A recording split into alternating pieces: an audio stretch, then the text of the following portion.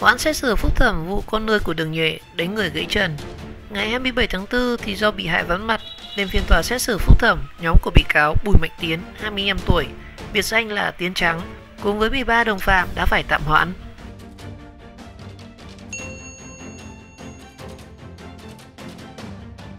Chiều ngày 27 tháng 4 do bị hại Nguyễn Văn Hùng vắng mặt thì Tòa án Nhân dân tỉnh Thái Bình đã quyết định hoãn phiên tòa xét xử phúc thẩm vụ án cố ý gây thương tích do Bùi Mạnh Tiến, 25 tuổi, trú tại thôn Thái, xã Nguyên Xá, huyện Vũ Thư, tỉnh Thái Bình, cùng 13 đồng phạm thực hiện.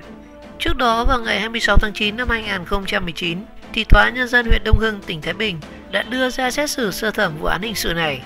Và theo cáo trạng, vào giữa tháng 12 năm 2018, Bùi Mạnh Tiến, biệt danh là Tiến Trắng, đã được Phạm Văn Sáng, 29 tuổi, trú tại thôn Huyền Sĩ, xã Minh Quang, huyện Vũ Thư, thông tin cho biết Nguyễn Văn Hùng, 33 tuổi, trú tại thôn Đông Khê, huyện Đông Hưng, tỉnh Thái Bình, dọa sẽ tổ chức đánh lén Tiến.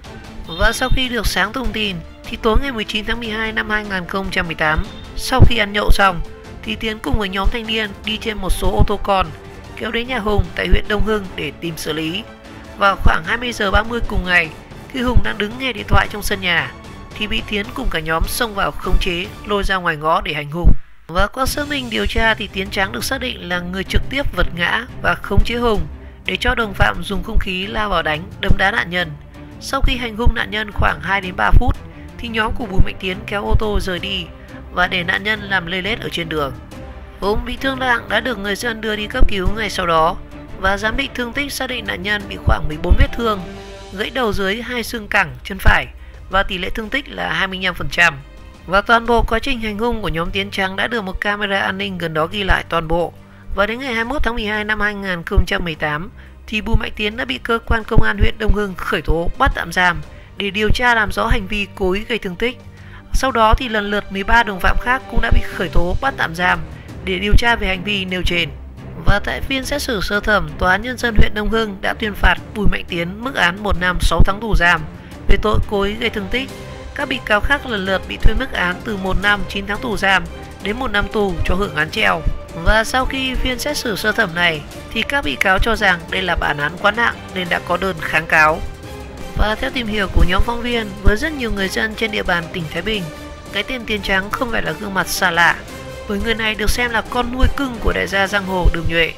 Trong các năm 2015 và 2016 thì Tiến Trắng cũng đã từng bị công an huyện Vũ Thư, tỉnh Thái Bình xử phạt vi phạm hành chính về hành vi xâm hại sức khỏe người khác.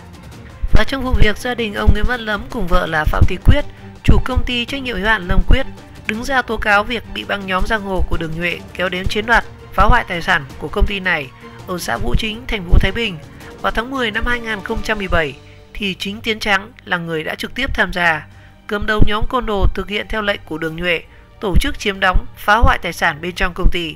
Hiện nay thì vụ việc này cũng đã được công an tỉnh Thái Bình xem xét lại hồ sơ để làm rõ.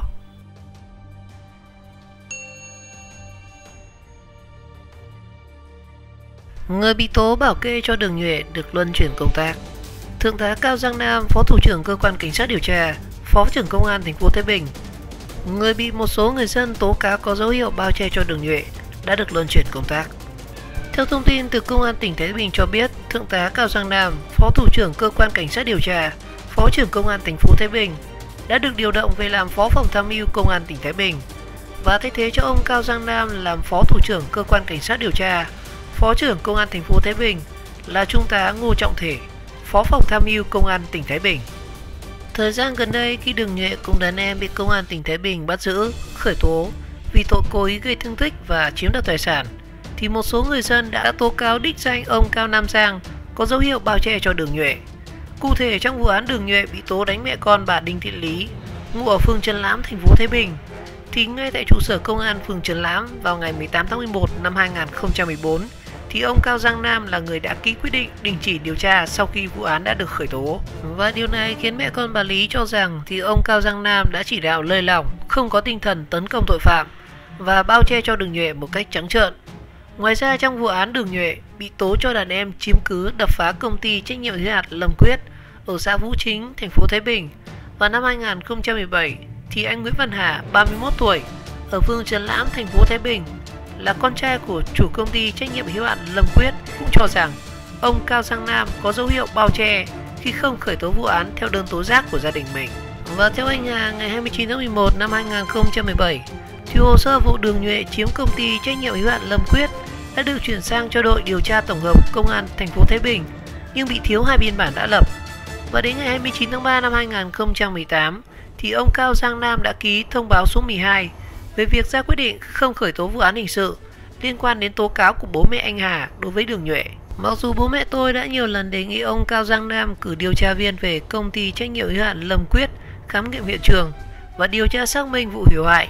nhưng mãi đến ngày 29 tháng 1 năm 2018, tức là sau hơn 3 tháng 13 ngày nhận đơn, ngày 20 tháng 10 năm 2017, thì ông Cao Giang Nam mới ký thông báo thời hạn giải quyết nguồn tin về tội phạm và cũng không khám nghiệm hiện trường, không xác minh hậu quả thiệt hại. Sau đó thì lại không khởi tố vụ án hình sự là vi phạm điều 147 Bộ luật tố tụng hình sự, bao che bỏ lọt tội phạm, anh Khà khẳng định với phóng viên.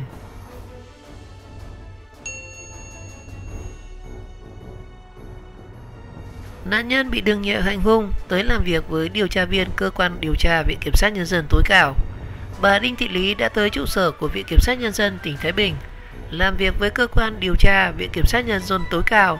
về nội dung sự việc bà và con trai là anh Mai Thế Duy bị Đường Nhuệ hành hung ngay tại trụ sở Công an phường Trần Lám, thành phố Thái Bình, tỉnh Thái Bình. Vào 8 giờ 30 phút sáng nay ngày 28 tháng 4, theo giấy mời của cơ quan điều tra Viện Kiểm sát Nhân dân tối cao,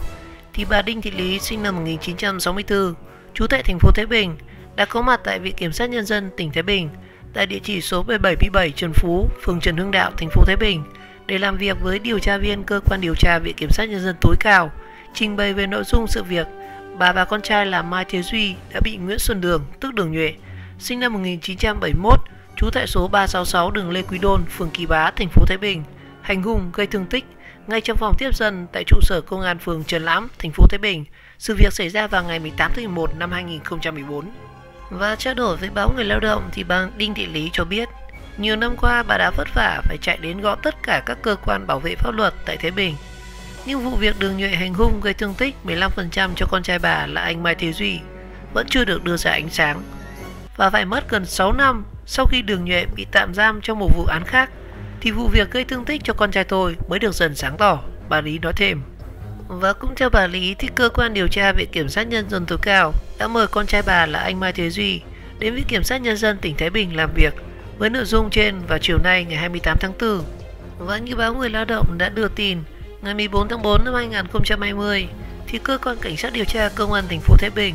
đã ra quyết định phục hồi điều tra vụ án số 01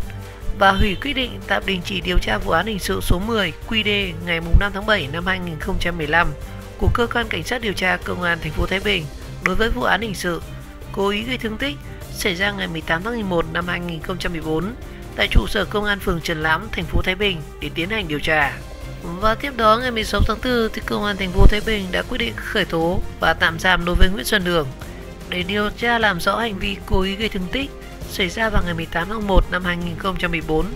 Và liên quan đến vụ án này, vào tháng 11 năm 2014 thì Đường Nhuệ đã cho đàn em đến nhà bà Đinh Thị Lý sinh năm 1964 trú tại thành phố Thái Bình,